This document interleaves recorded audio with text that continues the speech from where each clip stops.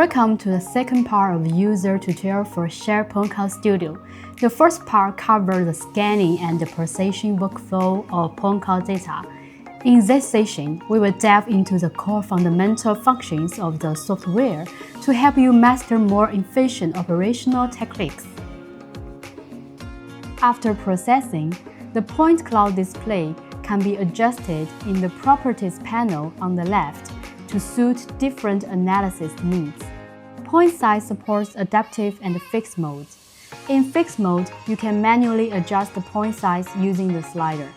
5 coloring modes are available: RGB, elevation, intensity, monochrome, and time. These modes support different applications such as realistic visualization, terrain analysis, and structural inspection. You can also adjust the overall transparency using the slider, making it easier to observe overlapping areas or internal structures. The clipping tool is used to remove irrelevant data and keep only the target area. Use the Polygon or Rectangle tool to draw a closed region on the point cloud. After drawing, choose to keep the inside or the outside of the selected area. The 3D clipping box enables convenient clipping along 3 axes. By adjusting the clipping box, you can quickly and precisely remove unwanted areas. Clipped results can be saved as a new file for independent use. This is useful for extracting key areas, creating cross-sections, or preparing data for CAD work. The measurement tools allow you to measure position, distance, angle, and area, and support saving and exporting measurement results. Position measurement. Retrieve the 3D coordinates of a point. Distance measurement. Measure the distance between 2 points. Multi-point measurement.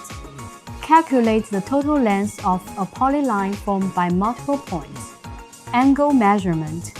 Measure the angle between 2 line segments. Area measurement. Calculate the area of a drawn polygon. SHARE PointClouds Studio supports importing multiple point cloud datasets and displaying them in split-screen view. This is useful for comparing scans of the same area captured at different times, clearly showing terrain changes or project progress. The image comparison feature lets you view side photos captured during scanning.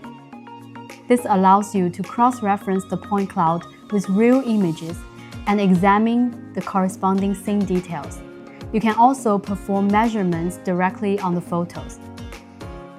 That concludes this session on basic features. We will continue to release more tutorials on features and practice tips. Thanks for watching.